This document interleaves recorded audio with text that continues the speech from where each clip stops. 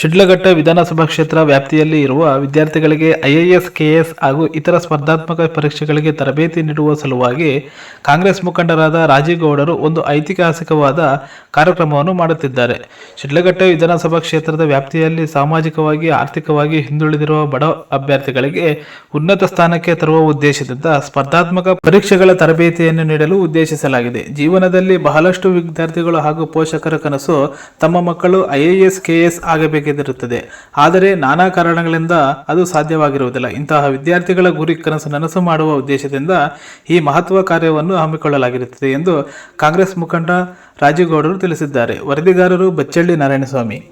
Coaching ಸೆಂಟರ್ನ ಮಾಡಬೇಕು, ಮಕ್ಕಳಿಗೆ ಒಂದು ಅನುಭವ ಇರಬೇಕು. ಯಾವುದೋ ಒಂದು ಇಂಟರ್ವ್ಯೂ ಅಟೆಂಡ್ ಮಾಡಬೇಕಾದ್ರೆ ಅವರಿಗೆ ಒಂದು ಮಾಹಿತಿ ಬೇಕು ಅನ್ನೋದು ಒಂದು ತೀರ್ಮಾನ ಮಾಡಿ ನಮ್ಮ ಮುಖಂಡಗಳ ಜೊತೆ ಚರ್ಚೆ ಮಾಡಿ ಇವತ್ತೊಂದು ಪ್ರೆಸ್ ಮೀಟ್ ಮಾಡ್ತಾ ಇದ್ದೀವಿ.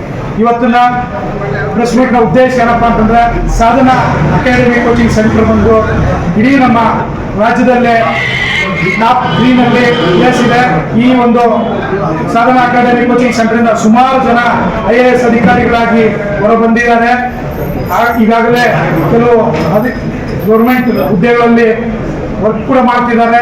ಎಷ್ಟೋ ಜನ ಇವರು ಸಾಧನಾ ಅಕಾಡೆಮಿಯಿಂದ ಕೋಚಿಂಗ್ ತಗೊಂಡಂತ ಎಷ್ಟೋ ಜನ ವಿದ್ಯಾರ್ಥಿಗಳು ಇವತ್ತು ಗೌರ್ಮೆಂಟ್ ಜಾಬ್ಸ್ ಇರ್ಬೋದು, ಬೇರೆ ಉನ್ನತ ಮಟ್ಟದ ಹುದ್ದೆಗಳಲ್ಲಿ ವರ್ಕ್ ಮಾಡ್ತಿದ್ದಾರೆ. ಅವ್ರಿಗೆಲ್ರಿಗೂ ಅನುಕೂಲ ಆಗಬೇಕು, ಅಂದ್ರೆ ನಮ್ಮವ್ರಿಗೆ ಅನುಕೂಲ ಆಗಬೇಕು ಅಂತ ಹುದ್ದೆಲಿರುವಂಥವ್ರನ್ನ ಇಲ್ಲಿ ಕರೆಸಿ ನಮ್ಮ ಮಕ್ಕಳಿಗೆ ಅವ್ರ ಕಡೆಯಿಂದನೂ ಆವಾಗ ಒಂದು ಮೋಟಿವೇಶನಲ್ ಕ್ಲಾಸ್ ನಡೆಸ್ಕೊಡ್ಬೇಕು ಅಂತ ಹೇಳ್ಬಿಟ್ಟು ಸಾಧನಾ ಅಕಾಡೆಮಿಯ ಡೈರೆಕ್ಟರ್ ಆದ ಇವತ್ತು ಜ್ಯೋತಿ ಮೇಡಮ್ ಬಂದಿದ್ದಾರೆ.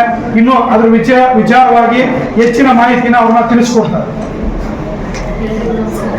ನಾವು ಶಿಡ್ಲಘಟ್ಟ ಮತಕ್ಷೇತ್ರದ ವ್ಯಾಪ್ತಿಯಲ್ಲಿ ಏನು ಅಂತಂದ್ರೆ ಫೈನಲ್ ಇಯರ್ ಸ್ಟೂಡೆಂಟ್ಸ್ ಇದ್ದಾರೆ, ಡಿಗ್ರಿ ಕಂಪ್ಲೀಟ್ ಆಗಿರುವಂಥ ಯಾವುದೇ ಪದವಿ ಮುಗಿದಿರುವಂಥ ವಿದ್ಯಾರ್ಥಿಗಳಿಗೆ ನಮಗೆ ಫೌಂಡೇಶನ್ ಟೈಪ್ ಅಂದರೆ IAS, IPS, KS, ಬ್ಯಾಂಕಿಂಗ್ ಆದಂಥ ಎಲ್ಲ ಫೌಂಡೇಶನ್ ರೀತಿ ನಾವಿಲ್ಲಿ ಕೋಚಿಂಗ್ ಕೊಡಬೇಕು ಅಂತ ಹೇಳಿ ನಿರ್ಧಾರ ಮಾಡಿದ್ದೇವೆ. ಸರ್ ಹೇಳಿದ ಏನು ಅಂತಂದ್ರೆ ಬೆಂಗಳೂರು, ಡೆಲ್ಲಿ ಅಲ್ಲಿ ಹೊರಗಡೆ ಎಲ್ಲೇ ಹೋಗಿದ್ರು ಕೂಡ ಸುಮಾರು 1-1.5 ಲಕ್ಷ ರೂಪಾಯಿ ಖರ್ಚಾಗುತ್ತೆ. ಸರ್ ಹೇಳಿದ್ರು ಇಲ್ಲ, ನಮ್ಮ ಕ್ಷೇತ್ರದ ವ್ಯಾಪ್ತಿಯಲ್ಲಿರುವಂತಹ ಮಕ್ಕಳಿಗೆ ಅನುಕೂಲದ ಆಗಲೋ ದೃಷ್ಟಿಯಿಂದ ಏನು ಅಂತಂದ್ರೆ ಎಲ್ಲ ಖರ್ಚನ್ನು ಕೂಡ ನಾನೇ ಭರಿಸ್ತೀನಿ, ಉಚಿತವಾಗಿ ಮಕ್ಕಳಿಗೆ ಶಿಕ್ಷಣ ಕೊಡೋಣ ಅಂತ ಅಂದರು. ಆ ಕಾರಣದಿಂದ ಏನು ಅಂತಂದ್ರೆ ಈಗ ಇಲ್ಲಿ ಏನು ಕೋಚಿಂಗ್ ಕೊಡ್ತೇವೆ ಪ್ರತಿಯೊಂದು ಕೂಡ ವಿದ್ಯಾರ್ಥಿಗಳಿಗೆ ಫ್ರೀ.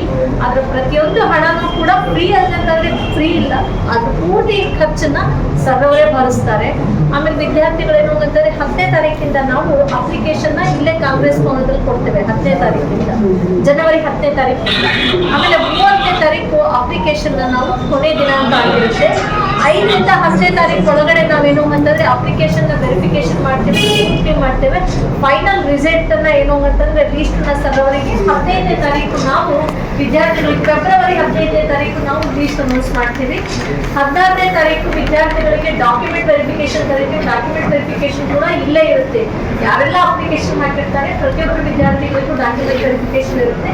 21ನೇ ತಾರೀಕು ಸರ್ ಅವರ ಹುಟ್ಟಿದ ಹಬ್ಬದ ದಿನ ನಾವೇನು ಅಂತ ಅಂದ್ರೆ ಆ ದಿನನೇ ಇನಾಗ್ರೇಷನ್ ಮಾಡಿ ಕ್ಲಾಸ್ ನ ಸ್ಟಾರ್ಟ್ ಮಾಡ್ತೇವೆ. ಸತತ 6 ತಿಂಗಳ ಕಾಲ ತರಗತಿಗಳು ನಡೆಯುತ್ತೆ. 10ರಿಂದ 5 ಗಂಟೆವರೆಗೂ ಕೂಡ ತರಗತಿಗಳು ನಡೆಯುತ್ತೆ. ಸರ್ ಅವರು ಹೇಳಿದ್ರು ಬೇರೆ ಬೇರೆ ಕಡೆಯಿಂದ ಬರುವಂತ ಭಾಗದಲ್ಲಿ ಬರುವಂತ ವಿದ್ಯಾರ್ಥಿಗಳಿಗೆ ಅನಾನುಕೂಲ ಆಗುತ್ತೆ, ಬೆಳಗ್ಗೆ ಅವರಿಗೆ ಬಂದು ಅಡಿಗೆ ಊಟದೆಲ್ಲ ವ್ಯವಸ್ಥೆ ಇದಾಗುತ್ತೆ ಅಂತ ಹೇಳಿ ಊಟ ವ್ಯವಸ್ಥೆನೂ ಕೂಡ ಮಾಡೋಣ ಅಂತ. ಮತ್ತೆ ಇದಕ್ಕಿಂತ ಮುಂಚೆ ನಮಗೆ ಇಲ್ಲಿ ಒಂದ್ಸರಿ ಕರೆಸಿದ್ರು, ಇಲ್ಲಿ ಏನೆಲ್ಲ ಅವಶ್ಯಕತೆ ಇದೆ ನೋಡಿ ಅಂತ ಹೇಳಿ. ನಾವು ಹೇಳಿದ್ವಿ ಸರ್ ಇಲ್ಲಿ ರೆಸ್ಟ್ ರೂಮ್ ಇಲ್ಲ ಅಂತ ಹೇಳಿ. ಸರ್ ಹೇಳಿದ್ರು don't worry madam, rest room ಕೂಡ ಕಟ್ಸೋಣ ಅಂತ ಹೇಳಿದ್ರು.